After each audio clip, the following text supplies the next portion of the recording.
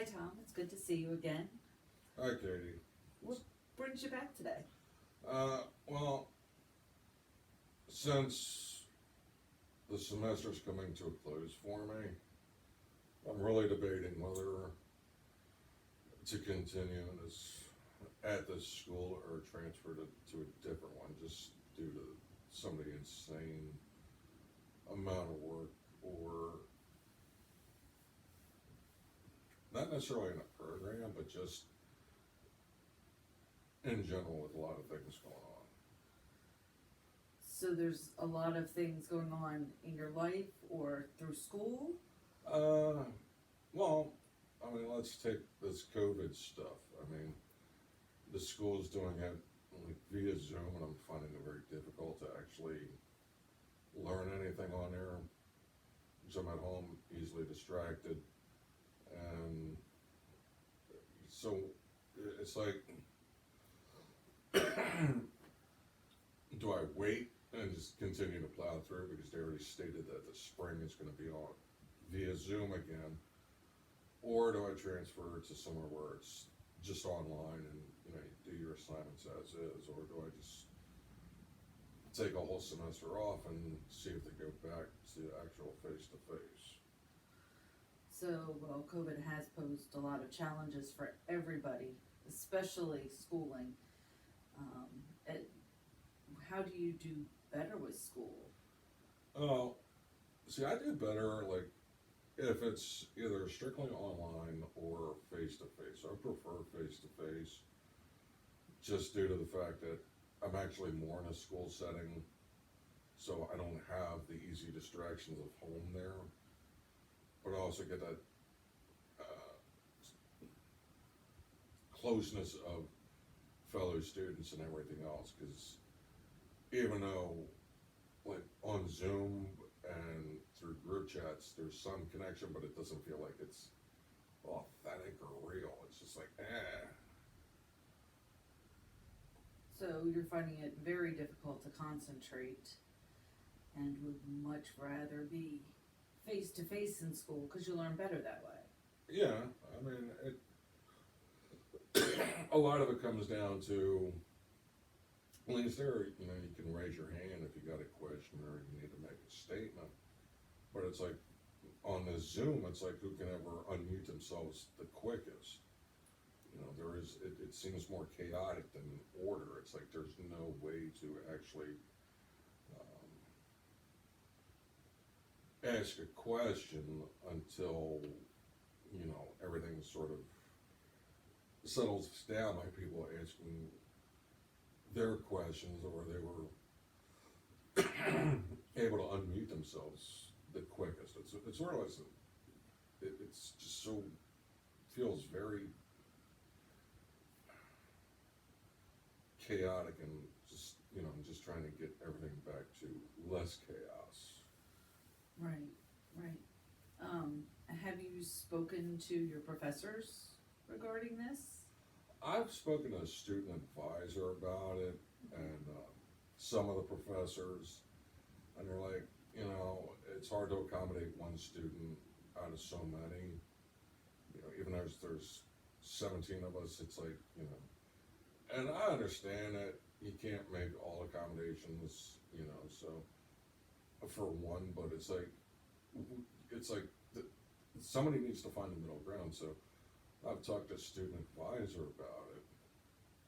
Now, I'm finding it difficult to do this via Zoom and just trying to see if they know when we may be going back to face classes. Okay. So, with do you feel?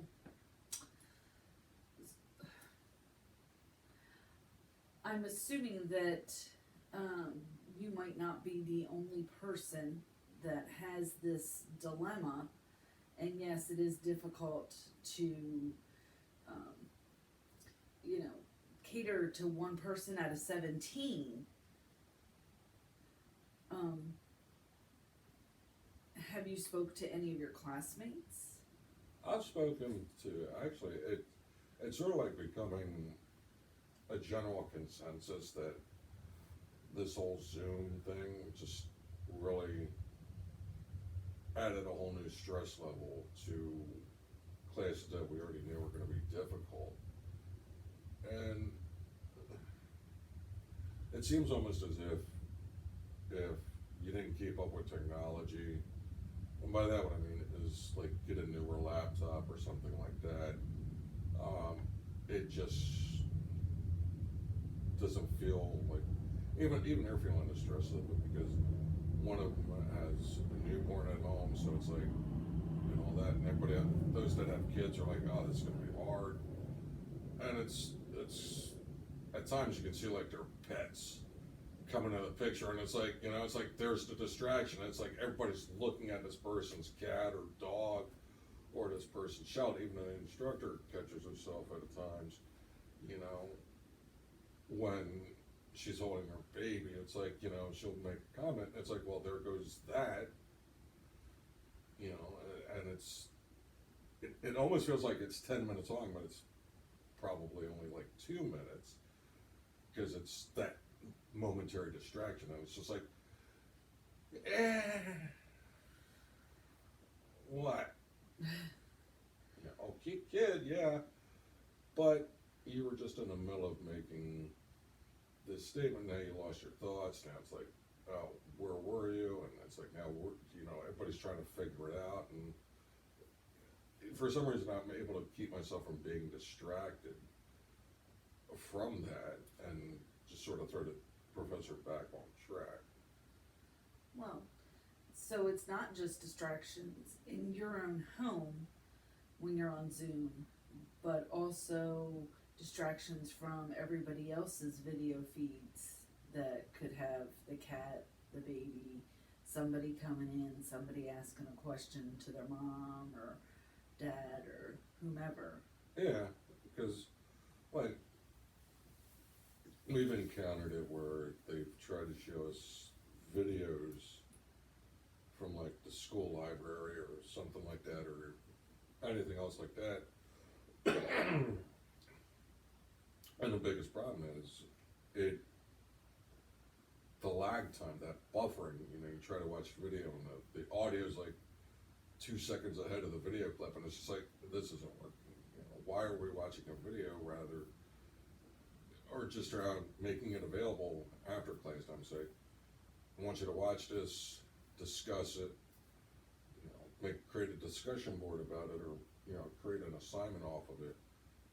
Because it seems like with everybody's on there at one time and one person trying to share the video, it doesn't work, as opposed to being in a classroom to where, you know, you could play it and there was no problems, there was no real buffering issues.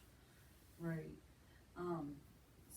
So, let's get back to the thought that you had come in originally with today, with thinking about taking a break from it. Yeah. I mean, a lot of it,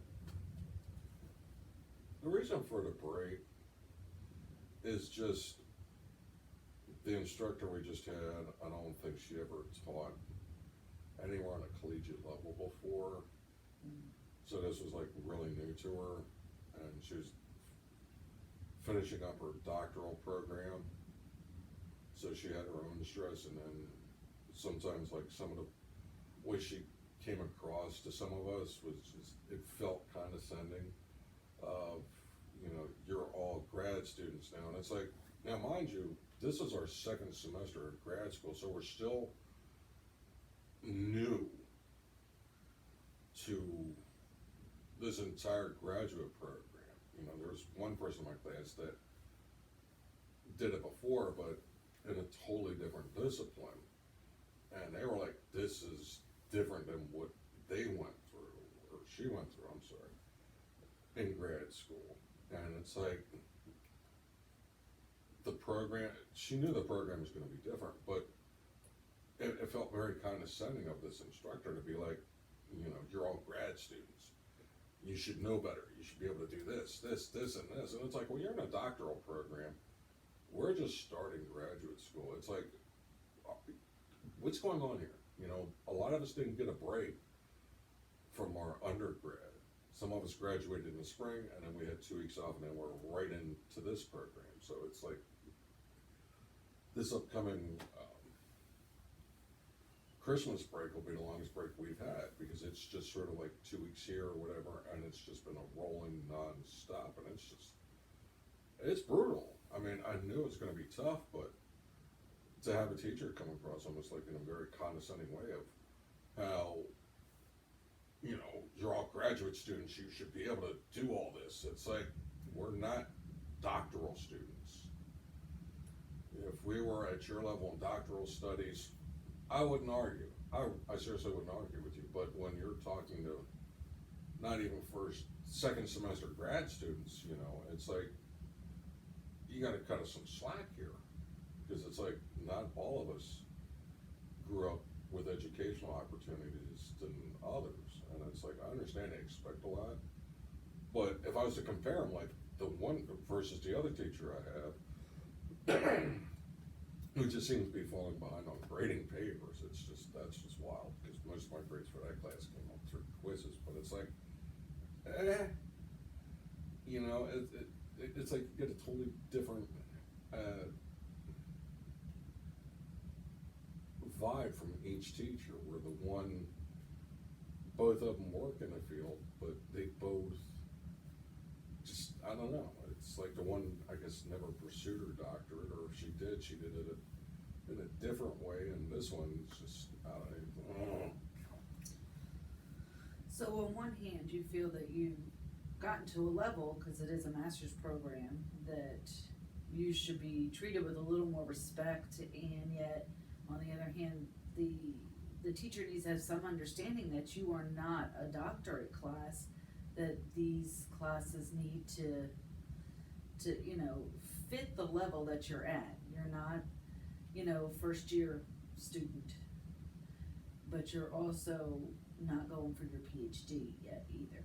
yeah, I mean, exactly, because it's like, she finally admitted that, you know, when trying to cover 20 chapters of a book in 7 weeks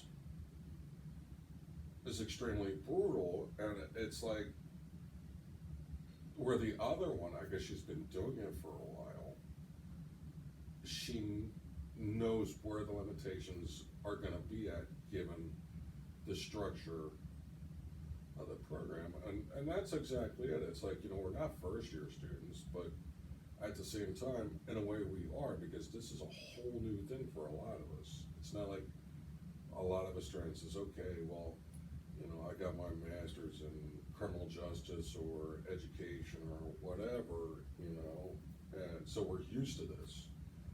And it's like, a lot of us are like, this is the first time we've ever entered this kind of program, you know, any form of graduate level program. And it's just like, what the hell?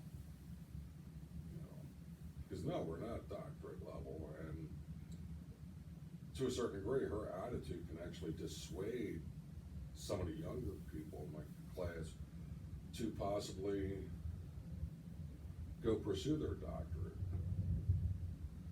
You know, because it's like, is this what it's really about? You know, it almost feels like it's so hokey pokey. You know, but it just created unwanted tension and conflict, because some of the emails that she would send, you know, she could have worded it differently so it didn't come across so condescending.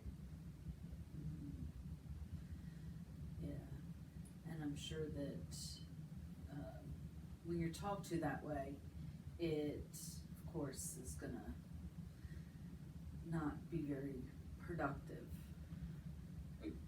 No, it's not. I've actually listened to other classmates turn around, say the same thing. They're like, does she not understand that we all have things going on? Because like I said, one person has a newborn, somebody else has health issues, you know, so there's a wide gamut of individuals of varying different backgrounds and everything else. Because early this semester, we had one individual who just dropped out. He was like, you know, I'm done, I'm leaving, and when people try to get in touch with him and ask him why he dropped out, he never responded. Mm. So it's like, did he see something that we didn't of? Because he made a comment before, at the end of the previous semester, to around stating how it's just like a bunch of filler busybody work and not really getting what he felt was an education, especially being online or in Zoom. So he just upped in the spirit, and it's like, was it a health issue? Was it, what actually caused it? Nobody knows, and it just sort of like, wow. You went through one semester, and then whatever happened, and you just dropped out. So you had said that you're considering dropping out. Yeah. And if you were to do so, what next? I don't know. I mean, if I was to drop out, it'd probably for a semester, but find a school that, like I said, was probably online within the same curriculum, or possibly change majors and find somewhere I could go face to face and sit in an actual classroom, which may be more conducive to that kind of learning style, because it's just, yeah, I understand COVID happens, but it's like the school can accommodate the grad students, because there you know how many people are gonna be showing up. You can space out all the classrooms in the building, and there you go. You can still limit the amount of time that we spend in the building, so this way, the next day, you can have your cleaning crew come in and wipe everything down, disinfect everything and else.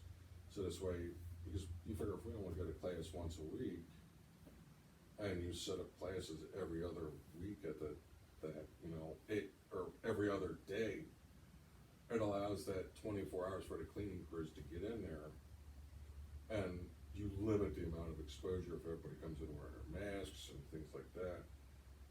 It may actually help people not feel so stressed, because they'll actually be able to turn and say, hey, look, I really don't understand this.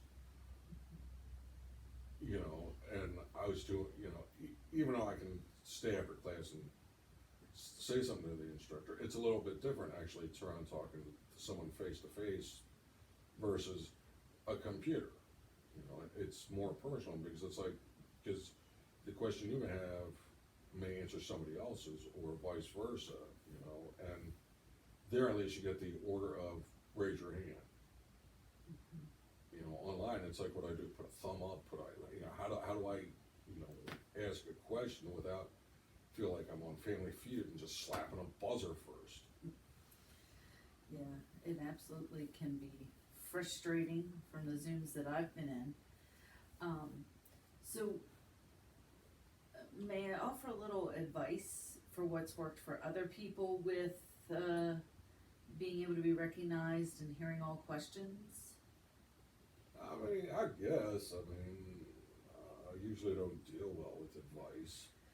Well, something that you could try would be, instead of trying to hit the buzzer, in Zooms I've been in where I want to get my point across, we still raise our hands. And I know that there are other classes in which the instructors still make people raise their hand. Do you think that would work? See, something like that would work, but I don't know how it looks on her end if we look like the Brady Bunch. But I understand that, and that would help, because I think in a way, that's what creates so many tension in her, and then it's just one of those, like, some members in my group, I just question, like, how did you get through undergrad with asking some of the questions you're asking us that don't seem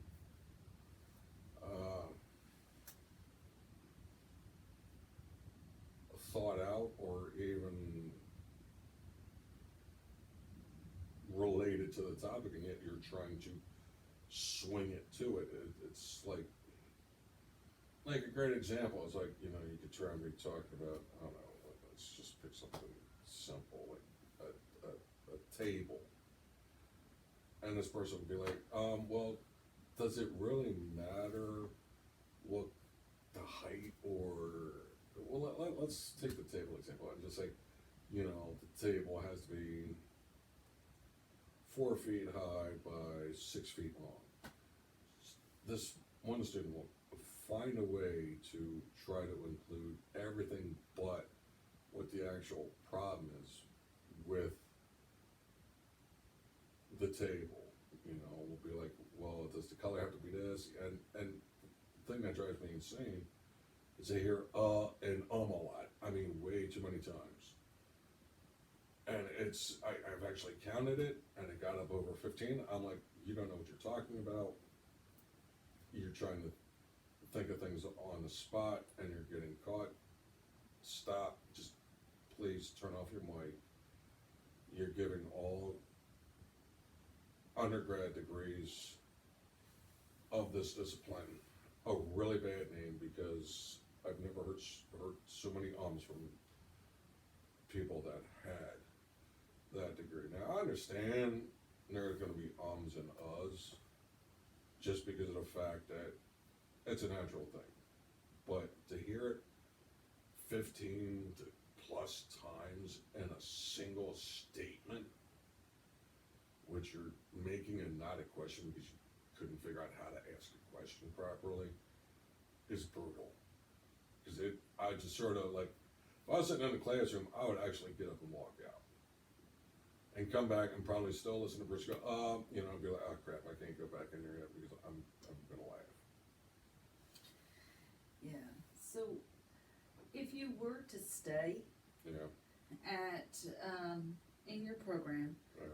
how confident are you that you would be able to complete the program? Oh, see, that's the thing. I mean, Say on a scale of 0 to 10, 10 being I can definitely get it done. with that, I would have to say a 7. You know, because with anything, there's going to be hiccups along the way, and changes, adjustments in my schedule to fit some of the class times. Because like this will be the first time I'll have like a weekend class, and that's gonna be something unique because I've never taken weekend classes before. So I mean, I would take some adjustments on my end to put in a proper time off and all that for work. But the job does encourage us to go back to school, so that wouldn't be a problem. You know, because if I try, and I'll give them a copy of my schedule so that's why they can see I'm not fooling anybody that, you know, oh yeah, I just want the Saturday off. It's like, no, it's actually legit. You know, it's just, if it was face to face, I'd probably, I don't know if I'd go higher than a 7. I don't know. I mean, right now I want to say a 7, but I'm actually feeling more like maybe a 6. Okay, so you said 7 originally. Yeah. Why not a 6? Well, I think the reason I didn't really say 6 is just due to the fact that it's a lot of people within my group. We're slowly building that family cohesiveness. You know, it's sort of like that blended mishmash of the crazy parts of the family all coming together, and we're all sort of pulling for each other. You know, and it's just interesting because there's certain times where it feels like, you know, one person can say something, they'll be like, oh, you know, it's like, okay, you know, but then somebody will do something and be like, I was right. You know, so I try not to get into some of those games too much, but it's sort of like, who was it, Uncle Eddie on National Lampoon's Vacation. You know, it's like we're all in that RV and we take turns running out going, shitter's full. Well, we only have 25 minutes today, Okay. and our time is about up. I just want to make sure that I do understand everything that we have talked about today. So you're finding it difficult because of COVID and having a lot of stress, not sure if you want to continue on in your master's program, because you do learn better in the classroom as opposed to online, and everything is online now. You know, next semester everything's going to be online again. There's some challenges that you need to set and make some decisions. Have you thought about putting together maybe a pros and cons list? No, that's something that, I never thought about before, but now that, I'm down to the final 2 classes, I'll probably take the time out to start doing that in between studying for these exams. Well, you do have some time over the holidays, because you did say that normally you only get a week or so in between. This time you have, 4 weeks in between? Yeah, Maybe 5? So hopefully you can find some things that'll rejuvenate you, take that time off to kind of sit back, relax. I realize, you're still gonna have the thoughts of school, but you can focus just on work and family over the holidays. yeah, Okay? okay. Well, I do want to thank you for coming in today. And if there's anything further, please reach out to me. Okay, Okay? alright, Thank you so much, Tom. thank you.